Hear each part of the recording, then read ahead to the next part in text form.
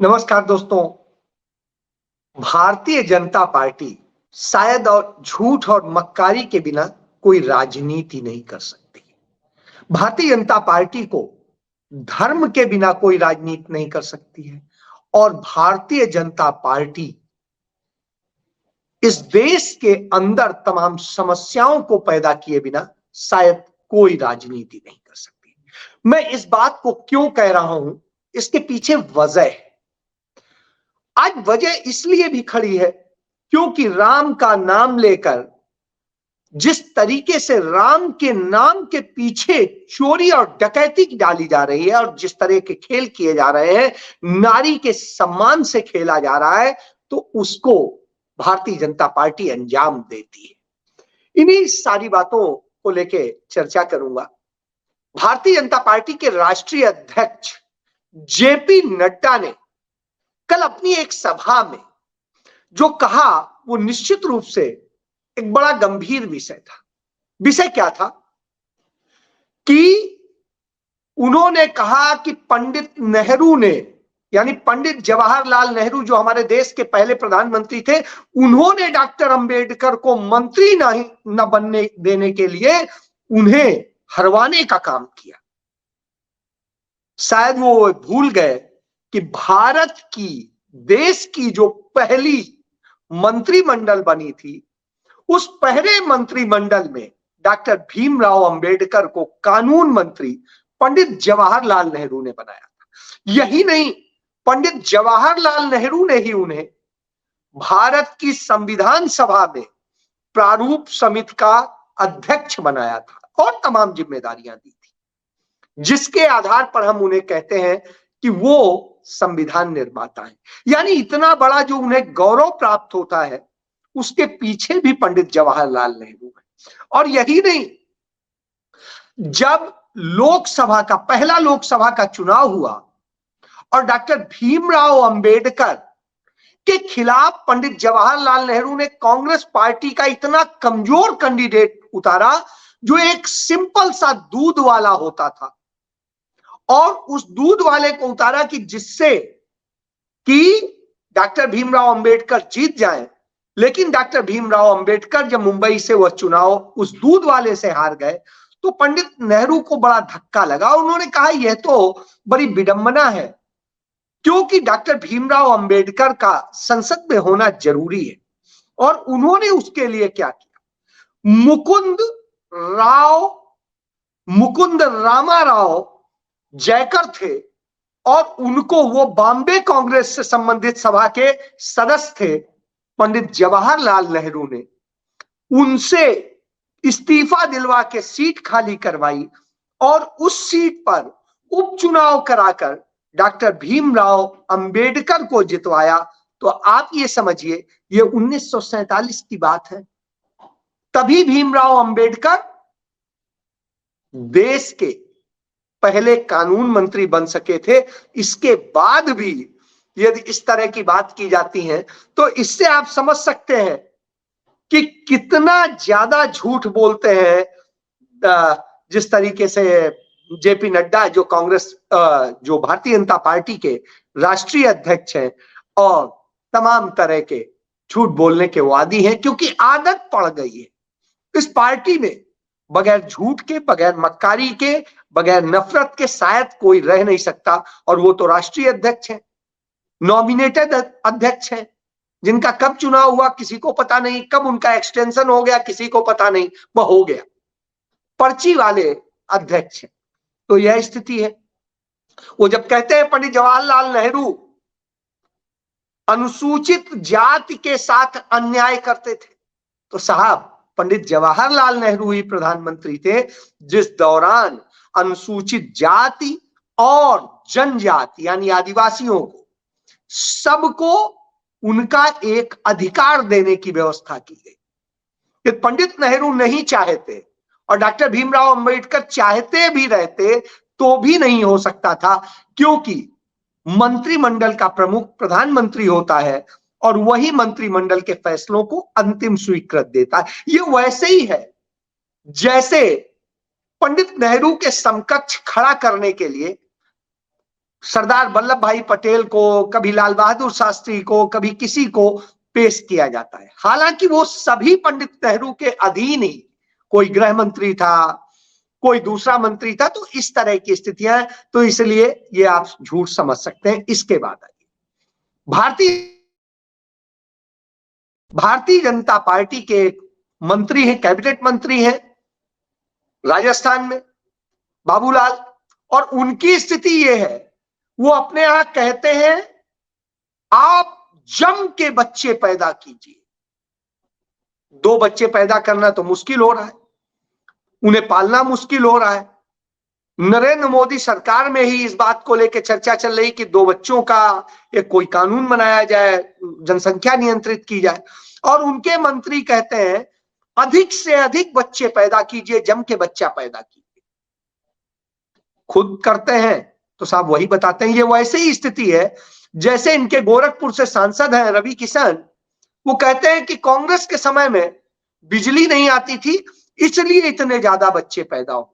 इसी तरीके से उनके प्रहलाद पटेल एक मंत्री हैं नरेंद्र मोदी के मंत्रिमंडल में, वो भी इसी तरीके से ये कहते हैं कि साहब जो है आप बच्चे जो है पैदा इसलिए होते गए क्योंकि कांग्रेस के समय में बिजली नहीं आती थी। अब आप समझ लीजिए बिजली नहीं आती थी तो बच्चे पैदा हो गए। गजब की स्थिति है।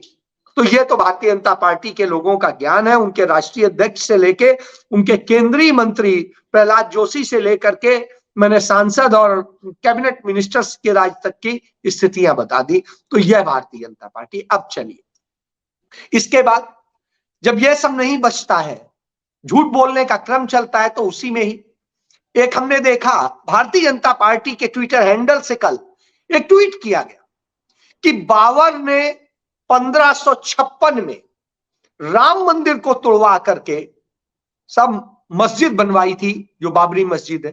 तो पहली बात तो यह कि बाबर कभी भी अपने जिंदगी में अयोध्या नहीं गया और ना ही उसका कोई व्यक्ति गया। दूसरी चीज, बाबर 1531 में बाबर इस दुनिया से रुखसत हो गया था, यानी मर गया था, और उसका बेटा भी जनवरी 1556 को मर चुका था, हुमायूं। तो यानी 1556 में कौन सी मंदिर बाबर ने किस धरती से आके तोड़वाई थी, या उनके बेटे हुमायूं ने किस धरती पे कहां से आके तोड़वाई थी, इस बात को समझ में नहीं आता। उनके भूत घूम रहे थे या जिन्नात घूम रहे थे क्या, जिन्होंने तोड़वा दिया। तो पहली बात तो यह है। दूसरी बात, अकबर इतना छोटा था कि उसे आप नहीं कह सकते हैं कि वह मंदिर तोड़वा सकता था। और सबसे ज्यादा जो मंदिर बने अयोध्या में बने, तमाम मंदिर, करीब 400 मंदिर बने, वो मंदिर अकबर के ही शासनकाल में बने। यानी अयोध्या का धार्मिक स्थल वो बना, और बाबर ने खुद मुस्लिम धर्म छोड़ करके अपना धर्म बनाया था। तो इससे भी आप समझ सकते हैं दीन इलाही, हालांकि उसके 1000 सदस्य भी कभी नहीं हो सके, लेकिन उसने अपना धर्म बनाया था कि हर व्यक्ति का धर्म। तो इससे आप समझ सकते हैं वो नफरतवादी नहीं था, वो कभी किसी की मस्जिद या मंदिर तोड़वाने का या कोई भी धर्म स्थल तोड़वाने का काम नहीं करता था। शायद यही वजह है कि जो सिख धर्म गुरु थे उन्होंने भी अकबर की प्रशंसा की। तो इससे समझ सकते हैं ये वही सिख धर्म गुरु हैं जिन्होंने हिंदू धर्म की रक्षा की। जब सोमनाथ के मंदिर को लूट करके और वहां का सारा सोना और दूसरी चीजें लूट करके भाग रहे थे लुटेरे, तो उन्होंने ही लड़ करके तमाम सारी चीजें बचाई थी। अब आइए कि साहब नफरत फैलाने का एक खेल होता है। कहते हैं सोनिया गांधी ने, मल्लिकार्जुन खड़गे ने, और जो नेता प्रतिपक्ष हैं अधीर रंजन चौधरी लोकसभा में, उन्होंने सब ने जो है राम मंदिर के प्राण प्रतिष्ठा समारोह में आने से इनकार कर दिया, ससम्मान इनकार कर दिया। बिल्कुल किया है। जयराम रमेश ने इसकी चिट्ठी जारी करी और बताया है क्यों किया है। इसलिए किया है क्योंकि राम की प्रतिमा का प्राण प्रतिष्ठा की जो बात कही जा रही वो कैसे हो सकती है। 22-23 दिसंबर 1949 को जिस प्रतिमा के वहां पर प्रकट हो जाने की कहानी बताई जाती है, अचानक एक प्रतिमा रख दी जाती है या प्रकट हो जाती है, जो भी है, उसी समय पंडित जवाहरलाल नेहरू ने कहा था आने वाले वक्त में यह बड़ी मुसीबत बनेगी। आज वो मुसीबत है और चलिए वो मूर्ति रखी रहने दी गई। उसके लिए अलग से बना दिया गया कि हाँ ठीक है, लड़ाई ना हो हिंदू मुस्लिम, तो दोनों का रास्ता अलग कर दिया गया। राजीव गांधी आए सत्ता में, उन्होंने आकर के उसका ताला खुलवा दिया, पूजा शुरू हो गई और जब से मूर्ति रखी गई उसकी पूजा निर्मोही अखाड़ा करता रहा जो रामानंद संप्रदाय का है। अब जब यह प्राण प्रतिष्ठा किए जाने का पूरा कार्यक्रम हो रहा है तो खुद राम जन्मभूमि न्यास के सचिव चंपत राय ने कह दिया, जो खुद जैन है, उन्होंने कह दिया कि ये तो रामानंद संप्रदाय का मंदिर है, यह ना तो शिव की पूजा करने वालों का है, ना शाक्तों का है यानी देवियों की पूजा करने वालों का है, और ना ही यह सन्यासियों का है, यानी वो एक सीमित लोगों का है। तो उस ढंग से तो निर्मोही अखाड़ा का हो गया। और यदि हाई कोर्ट के जजमेंट को हम कोट करें तो निर्मोही अखाड़ा को उसमें हक दिया गया। तो ऐसी स्थिति में यह मंदिर, यह न्यास उन्हें सौंपना चाहिए, फिर तो इन लोगों को नहीं होना चाहिए था। ये लोग वहां क्या कर रहे हैं? यही बात शंकराचार्य ने कही कि आधे अधूरे मंदिर में शास्त्रों के मुताबिक प्राण प्रतिष्ठा नहीं हो सकती, और प्राण प्रतिष्ठा तो उस मूर्ति की होती है जो नई आए, और नया राम तो नए नहीं है, तो वह मूर्ति जो बाल रूप की मूर्ति की बात होती है, वो मूर्ति कहां है? वो तो अपने आप होगी, तो उसे प्रतिष्ठित नहीं करना है बल्कि उसे आसन प्रदान करना है, तो वो कहां है? उसका कोई पता नहीं है। फिर तीसरी चीज, इसका जो निमंत्रण देते घूम रहे हैं वो भारतीय जनता पार्टी के, आरएसएस के और विश्व हिंदू परिषद के लोग देते घूम रहे हैं। ये कौन होते हैं? ये तो उसमें कोई अधिकार नहीं रखते हैं।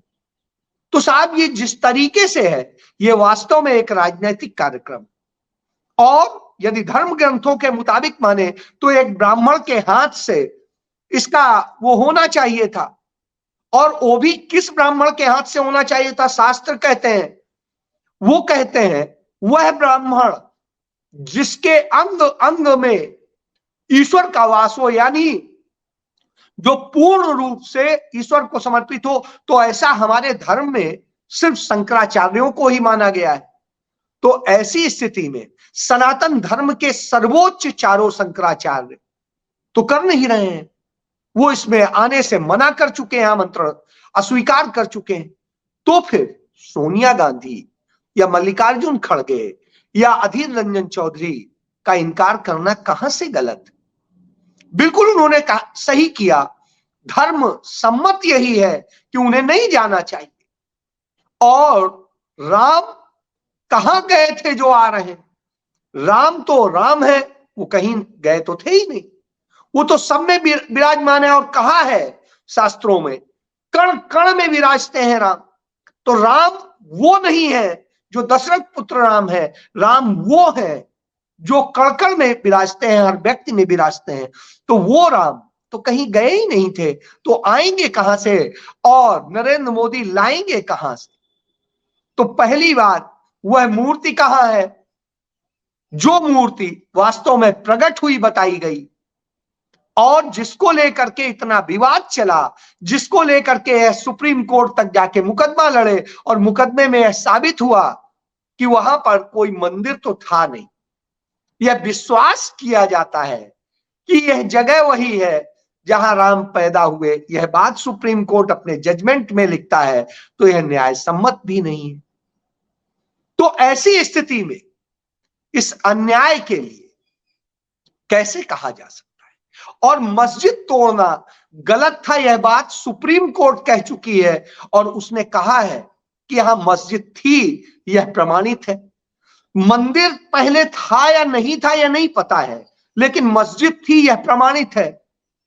तो ऐसी स्थिति में यह इतने विवादों से घिरा हुआ यह राजनैतिक जब कार्यक्रम हो, तो एक राजनैतिक कार्यक्रम में किसी को क्यों जाना चाहिए? बहरहाल जिसकी मान्यता है, जो जब जाना चाहे जा सकता है।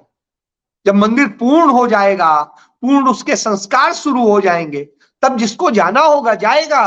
वो किसी के बुलाए पर, किसी को यह हक कैसे है कि वह बुलाएगा तभी आपको आना होगा, जिस तारीख, जिस समय, जिस जगह? यह तो कुछ नहीं है। ईश्वर के दर पर जाने के लिए किसी के आमंत्रण की आवश्यकता नहीं होती। कहा जाता है ईश्वर खुद बुलाता है, तब व्यक्ति जाता है। तो ऐसी स्थिति में यह नफरत का खेल, नफरत का बीज बोया जा रहा है।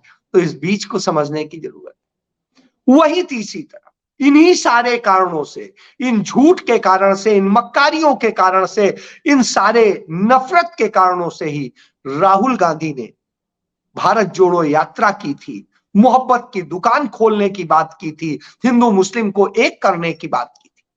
मैं आज दिल्ली में हूं, मुझे एक मित्र मिले, उन्होंने बताया कि दिल्ली में वो जहां रहते हैं वहीं के पास में एक मुस्लिम की छोटी सी दुकान है और 20 साल पुरानी दुकान।